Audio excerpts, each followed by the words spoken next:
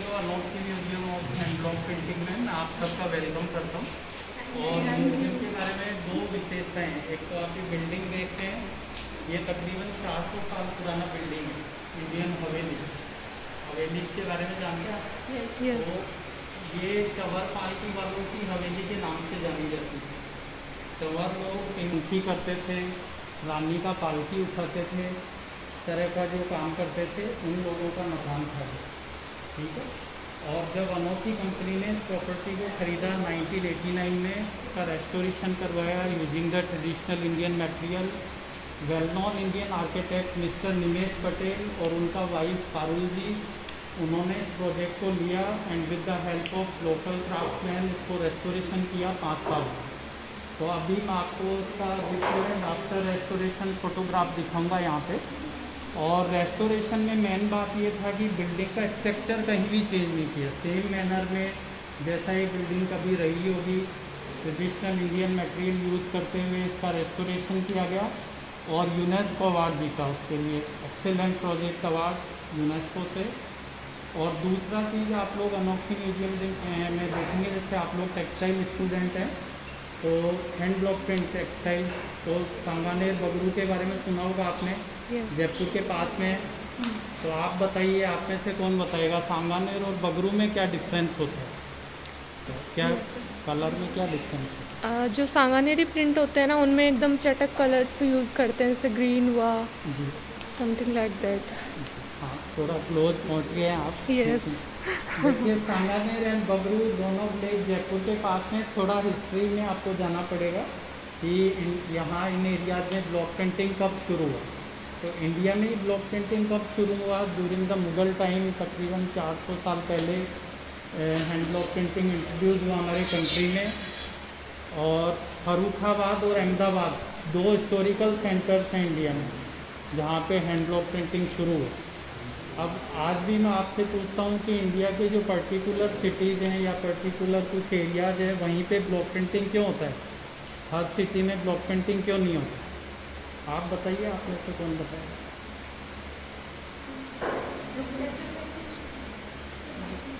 देखिए, कोई भी आर्ट होता है उसको प्रमोट होने के लिए, डेवलप होने के लिए सूटेबल कंडीशन एंड एनवायरनमेंट बहुत ज़रूरी है। ब्लॉक पेंटिंग का जो हमारा काम होता है, हमारा मिनरल रिच वाटर पानी चाहिए हमारे को। रिवर्स जो एरिया हैं जहाँ नदियाँ हैं वहीं पे ब्लॉक पेंटिंग होगी। तो सांगानेर और बगरू वहाँ पे काम इसीलिए हुआ क्योंकि वहाँ नदी थी जिसको आज अनफॉर्चुनेटली वो नाले में चेंज हो गया है। अमानी शाह का नाले के बारे में सुना आपने जयपुर में? और पहले वो द्रव्यवती नदी था, वाइड रिवर थी, मिनरल रिच वाटर था। जब आर्टिजन्स ब्लॉक पेंटिंग करते हैं और नदी के स्ट्रिकलिंग वाटर में कपड़े को वॉश करते हैं तो डाइज वगैरह नेचुरली फिक्स होते हैं, ठीक है। तो सबसे पहले तो मैं आपको इसका प्रोसेस बताता हूँ कि ब्लॉक पेंटिंग कहाँ से शुरू होता है, फर्स्ट स्टेप कहाँ होता है। देखिए, सबसे पहले जैसे आप मेरा स्टेप देख सकते हैं, वाइट क्लॉथ होता है, ये मील से कपड़ा आता है, इसमें ऑयल, वैक्स और डस्ट होता है। और डायरेक्टली हम कपड़े पे ब्लॉक प्रिंटिंग शुरू नहीं कर सकते हर किसी कपड़े पे। तो फर्स्ट स्टेप होता है प्रिपरेशन ऑफ द क्लॉथ। आपको कपड़े को प्रिपेयर करना पड़ेगा ब्लॉक प्रिंटिंग के लिए। तो जो नेचुरल तरीके थे, नीरानी का घोल बनाते हैं, कैमल डंग होता है, soda S and custard oil, 3 चीज़ पानी के अंदर मिलाया जाता है, कपड़े को डुबोया जाता है पूरी रात। नेक्स्ट डे उसको सन ड्राई किया जाता है पूरे दिन। इवनिंग में उसी सॉल्यूशन में वापस कपड़े को रिटर्न किया जाता है। 1 हफ्ते तक ये प्रोसेस चलता है तो कपड़ा एकदम क्लीन हो जाता है और उसमें उस ब्लॉक प्रिंटिंग से हम स्टार्ट कर सकते हैं, ठीक है। तो हम लोग सांगानेर और बगरू का बारे में बता रहे थे, कुछ कलर्स के बारे में भी मैं आपको बताऊंगा कि नेचुरल कलर्स किन चीज़ों से बनाए जाते हैं। तो सबसे पहले सांगानेर का बता रहा था मैं आपको, जयपुर के एयरपोर्ट के पास है सांगानेर। तकरीबन 300 साल से ब्लॉक पेंटिंग चल रहा है। जयपुर के महाराजा सवाई जय सिंह जी, जिन्होंने जयपुर सिटी बसाया, उन्होंने इस आर्ट को प्रमोट किया अपने एरिया में। जैसा कि मैंने आपको बताया, फर्रुखाबाद और अहमदाबाद हिस्टोरिकल सेंटर्स थे, वहाँ से वो हिस्टोरिकल रीजन है कि वहाँ से वो माइग्रेट हुए वो आर्टिजन्स और एरिया अराउंड जयपुर आए और जयपुर के राजा ने इसको पेश किया, इस आर्ट को प्रमोट किया अपने सिटी में। और जो सिटी के बाहर है, क्योंकि इस काम में थोड़ा मैश होता है, थोड़ा गंदगी फैलता है। अभी भी आप लोग अगर पढ़ते हैं न्यूज़ में कि सांगानेर में इन्वायरमेंट प्रॉब्लम चल रहा है, इश्यूज हैं वहाँ पे। अभी गवर्नमेंट एडवोकेटिंग कर रही थी कि उसको शिफ्ट करना है सांगानेर से, जयपुर से और भी आउटस्कर्ट्स में उसको लेके जाना है, क्योंकि इसमें थोड़ा गंदगी फैलता है। आजकल केमिकल कलर्स भी काफ़ी आ गए। तो सांगानेर में ब्लॉक पेंटिंग शुरू हुआ महाराजा सवाई जय सिंह जी के समय से। और सांगानेर का, जैसे मैंने पूछा, आप सांगानेर और बगरू दोनों टाउन जयपुर के पास हैं, लेकिन डिफरेंटली टेक्सटाइल बनाते हैं। सांगानेर में वाइट ज़मीन बैकग्राउंड बेस्ड प्रिंटिंग होता है। जो ओरिजिनल सांगानेर ब्लॉक पेंटिंग है, वाइट बैकग्राउंड होगा, लिमिटेड कलर यूज़ करते थे, red and black colour. Black colour कैसे बनाते थे, जैसे स्क्रैप्ड आयरन होता है, लाइक होर्सशू, ट्री गम मिलाते थे, जैगरी मिलाते थे, पानी के घड़े में रखते हैं 15 से 20 दिन तक, तो नेचुरल ब्लैक कलर बनता है। उसको वो लोग शाही बोलते हैं, ठीक है। और रेड कलर बनाते हैं, गैरू जानते हैं आप, लाल मिट्टी। हाँ। आप लोग तो कभी कभी फ्लोर पेंटिंग बनाते होंगे दिवाली वगैरह हाँ, पे, कच्चे आंगन फेस्टिवल में। पे। तो जो गैरू होती है, लाल मिट्टी, उसमें फिटकरी मिलाया जाता है और वो पेस्ट बना के, बेगर पेस्ट बोलते हैं, वो लगाया जाता है लाल रंग के लिए, ठीक है। तो जो ओरिजिनल सांगानेर ब्लॉक पेंटिंग है, अभी आपको नीचे गैलरीज में देखने को मिलेगा यहाँ पे कि जो वाइट बैकग्राउंड है और लिमिटेड कलर हैं, बूटी एंड बूटा डिज़ाइन है उस पर। तो जो स्मॉल ब्लॉक्स होते थे, फ्लोवर डिज़ाइन, उनको बूटी बोला जाता था। जो थोड़ा बड़े डिज़ाइन है उसको बूटा बोलते थे। उसके बाद बगरू में, बगरू भी जयपुर के पास है, अजमेर हाईवे पे। तो वहाँ का डिफरेंस ये आ जाता है कि बगरू में डार्क बैकग्राउंड बेस्ड प्रिंटिंग होता है। कलर्स जो होंगे डार्क बैकग्राउंड होंगे, स्मॉल टाइनी डिज़ाइंस होंगे। और कलर्स का हम बात करें तो सांगानेर में जब से केमिकल डाइज इंट्रोड्यूस हुआ है, स्क्रीन प्रिंटिंग इंट्रोड्यूस हुआ है end of 19th century, most of people chemical ज़्यादा हो गया है, सांगानेर में स्क्रीन प्रिंटिंग काफ़ी कर रहे हैं। लेकिन बगरू में अभी भी गुड न्यूज़ ये है कि 90% वो नेचुरल डाइंग प्रोडक्ट्स पे काम कर रहे हैं। तो आप लोग कैसे पहचानेंगे कि कपड़ा नेचुरल कलर से प्रिंट हुआ है या केमिकल कलर से प्रिंट हुआ है? क्या आइडियाज़ हैं आपके पास? हमने यहाँ लगाया म्यूज़ियम में, फर्स्ट फ्लोर पे जब आप जाएंगे, एक तरफ स्क्रीन प्रिंटिंग है, एक तरफ ब्लॉक प्रिंटिंग है। कंपैरिजन जो है केमिकल कलर का है, उधर नेचुरल कलर का है।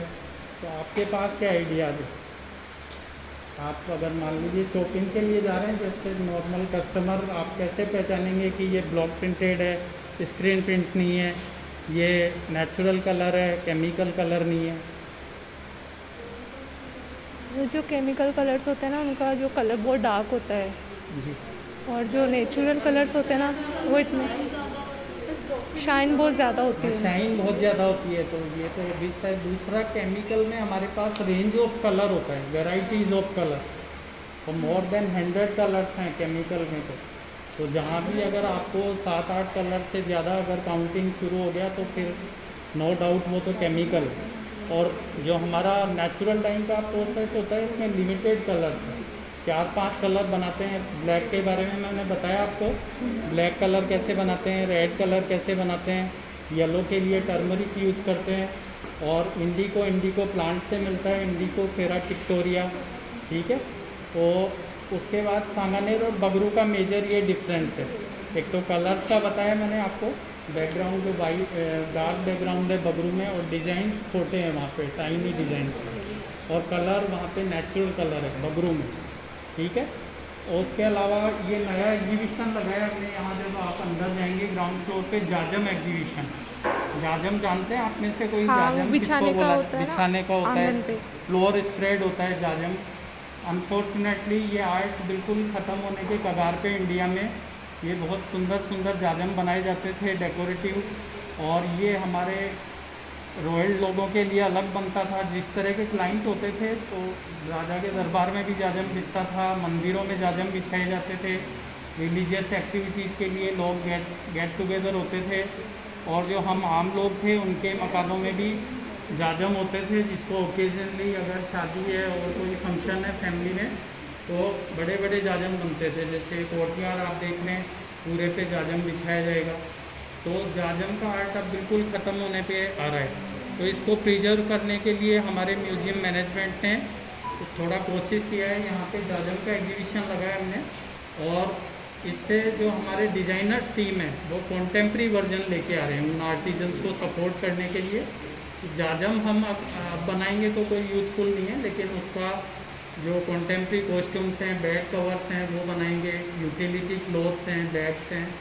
तो इसी सेम पैटर्न पे जब आप लोग फर्स्ट फ्लोर पे जाएंगे तो वाबी साबी गैलरी आपको देखने को मिलेगा।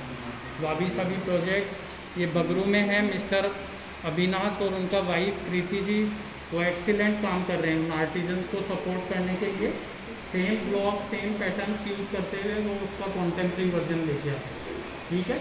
और जब आप लोग फर्स्ट फ्लोर पे जाएंगे तो आप बालोत्रा का टेक्सटाइल देखेंगे। बालोत्रा जोधपुर के पास में, वहाँ पे 20 to 25 लिमिटेड पैटर्न्स बनाते हैं बालोत्रा में। और एक ही फैमिली बचा है, मिस्टर यूसुफ भाई का फैमिली, वो पिछले 150 ईयर से वहाँ पे प्रिंट बना रहे हैं। और सबसे ख़ास बात यह है कि वहाँ पे जो सराउंडिंग एरिया है, अगर आप जोधपुर बालोत्रा जाएंगे तो जो सराउंडिंग कम्युनिटीज़ हैं, लोगों का मैरिटल स्टेटस, उनका कास्ट एंड कम्युनिटी, हम वहाँ पे उनका प्रिंट देख के पता लगा लेते हैं, ठीक है ना। तो आप बालोत्रा गैलरी में जाएंगे तो ये सब इंफॉर्मेशन वहाँ आपको पढ़ने को मिलेगा। अजरकपुर के बारे में जानते हैं आप? अजरकपुर, हाँ, गुजरात। प्रिंट पसंद है वहाँ का, मतलब फेमस है अजरक वाला प्रिंट जी, अजरकपुर का अजरक प्रिंट है ना, वो फेमस है। हाँ, अजरकपुर का प्रिंट फेमस है। हाँ। तो अजरक फर्स्ट फ्लोर पे अजरकपुर का गैलरी भी आप देखेंगे। अजरकपुर डेजर्ट एरिया है गुजरात में, कच्छ के पास, और एक्चुअली मुस्लिम टेक्सटाइल है। Maldhari Muslim community, lower Muslim community caste से बिलोंग करते हैं वो, और ट्रेडिशनली अजरक प्रिंट पहनते हैं। तो जैसे आप जेंट्स का कॉस्ट्यूम्स देखेंगे, लुंगी पहनते हैं, शोल्डर क्लॉथ पहनते हैं बड़ा, और पॉकेट वाला जो अंडरनीथ होता है, बंडी बोलते हैं उसको, टर्बन पहनते हैं। आज भी वो ट्रेडिशन फॉलो चल रहा है वहाँ पे। इंडिया के कुछ एरियाज़ में और पाकिस्तान के कुछ एरियाज़ में मालधारी मुस्लिम कम्युनिटी रहती है, वो ट्रेडिशनली अजरक प्रिंट पहनते हैं, ठीक है। फिर कुछ प्रिंट वो लोग लेडीज़ के लिए भी बना रहे हैं। वहाँ पे एक शोकेस में आपको लेडीज़ गारमेंट्स देखने को मिलेंगे अजरक गैलरी में। और वहाँ का जो ख़ास बात यह है कि लेडीज़ का स्कर्ट पे प्रिंट देख के हम उनका लाइफ स्टेजेस पता लगा सकते हैं। अगर उनका एज अंडर 40 है, उस पर्टिकुलर कास्ट का बात कर रहे हैं हम, तो हैदरो प्रिंट पहनती हैं रेड एंड येलो मोटिव के साथ में। तो हैदरो प्रिंट आप स्कर्ट पे देखेंगे तो आप इजीली आइडेंटिफाई कर सकते हैं उस एरिया में कि उनका एज अंडर 40 है। और दो कंडीशन होता है, या तो उनका एज 40 क्रॉस हो जाता है तो उनका अपना स्कर्ट पे कलर चेंज करना पड़ेगा विद एमरल्ड ग्रीन बैकग्राउंड, वो स्कर्ट पहनेंगे। जिमर्दी प्रिंट बोला जाता है उसको। तो दो कंडीशन होता है, या तो उनका एज 40 प्लस हो गया है, या उनके एल्डर सन का शादी हो गया है। मान लीजिए उनका एज 35 ही है लेकिन एल्डर सन का शादी हो गया तो भी उनका स्कर्ट पे प्रिंट चेंज हो जाएगा। और विडो के केस में वो लोग लिमाई प्रिंट पहनते हैं, रेड डॉट डॉट डिज़ाइन आपको देखने को मिलेगा एक स्कर्ट पे। तो ये अजरकपुर का जानकारी है। फिर आप लोग कुछ बाग का प्रिंटिंग देखेंगे। बाग मध्य प्रदेश में है, इंदौर के पास में, और वहाँ पे रेड एंड ब्लैक कलर का कॉम्बिनेशन बहुत अच्छा चलता है। बागनी रिवर है, मिनरल रिच वाटर के साथ में ब्लॉक प्रिंटिंग चल रहा है। और वहाँ बाग गैलरी में आप वहाँ के स्कार्फ्स हैं, बेड कवर्स हैं, ये सब देखेंगे, ठीक है। फिर आप लोग जब सेकंड फ्लोर पे जाएंगे तो ब्लॉक प्रिंटर हैं, ब्लॉक मेकर हैं, लाइव डेमोस्ट्रेशंस आप देखिए, ठीक है। Thank you. तो यहाँ से स्टार्ट कीजिए। अब ये लोग आपके सब चले गए तो धीरे धीरे धीरे धीरे हवेली पे गए, ऐसी थी फिर ऐसी हुई। ये सामान